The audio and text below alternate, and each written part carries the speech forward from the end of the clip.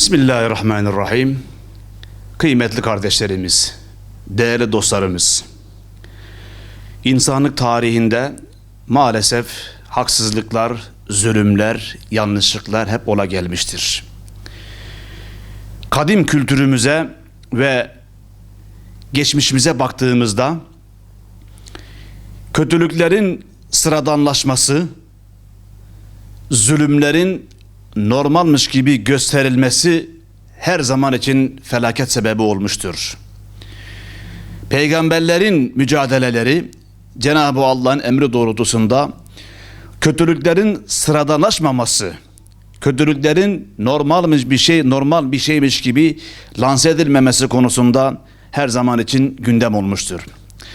Bu vesileyle 3 yılı aşkın bir süredir, 1000 küsür günden beri tabii ki dünyanın muhtelif yerlerinde zulümler devam ediyor ama özellikle Filistin'de, Gazze'de bu zulüm devam etmektedir. Maalesef devam etmektedir. Tabii ki zamanın geçmesiyle bu zulmün, bu yanlışın normallaşması, sıradanmış gibi gösterilmeye çalışılması da ayrı bir sıkıntıdır. Ondan dolayı kıymetli dostlarımız, değerli büyüklerimiz, kıymetli kardeşlerimiz, bu hususta bizler Müslümanlar olarak Gazze'deki, Filistin'deki kardeşlerimizin kardeşleri olarak, din kardeşleri olarak sorumluluğumuz var, mesuliyetimiz var. Peki ne yapmamız lazım? Nasıl durduracağız? Durdurmaya, sonlandırılmaya gücümüz yetiyor mu? Bu konudaki elbette ki maddi olarak elimizden çok da fazla bir şey gelmiyor ama görevlerimiz var kıymetli dostlarımız. Bunlar bir, bu zulmün devam ettiğini, Gazze'deki, Filistin'deki zulmün devam ettiğini, oradaki mazlum kardeşlerimizin yaşamış oldukları sıkıntıların gündemde devam etmesini sağlamamız gerekiyor. Bunları unutmamamız lazım. Unutmamak ve unutturmamak. Gerek sosyal medya çevrelerimizde, gerek bulunduğumuz yerde hem unutmamak hem unutturmamak için bunu güncelliğini korumamız lazım. İkinci görevimiz Müslümanlar olarak, manevi olarak, dua ederek, mazlum kardeşlerimizin, mazlum coğrafyadaki kardeşlerimizin yanında olduğumuzu göstereceğimiz şekilde içtenlikle onların bir an önce hürriyetlerine kavuşması için canı gönülden Yüce Rabbimize yalvarmamız. Çünkü Allah Celle Celaluhu en iyi bilendir ve her şeye kadir olandır. Bizim görevimiz içtenlikle canı gönülden Rabbimize yalvarmamız.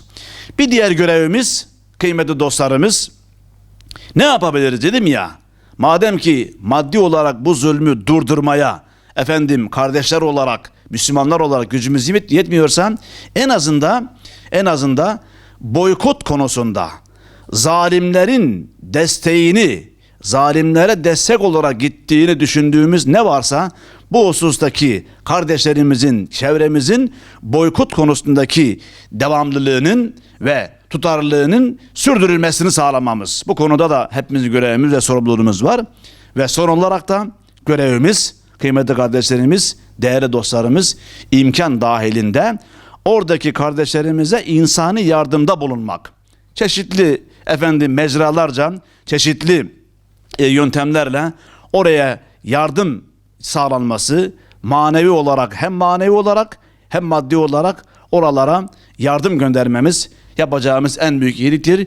Cenab-ı Allah Celle Celaluhu engin rahmetiyle, engin merhametiyle 1000 günden fazla devam etmekte olan Filistin'deki, Gazze'deki o zulmün durdurulmasını, dünyanın diğer yerlerinde de zulme maruz kalmış olan kardeşlerimizin bir an önce felaha kavuşmasını nasip eylesin. Gazze'nin, Filistin özgürleştiğini, dünyayı Müslümanlara dar eden, dünyayı yaşamayı Müslümanlara reva görmeyen zihniyetlere de Yüce Rabbim fırsat vermesin. Güzel günleri cümlemize nasip eylesin.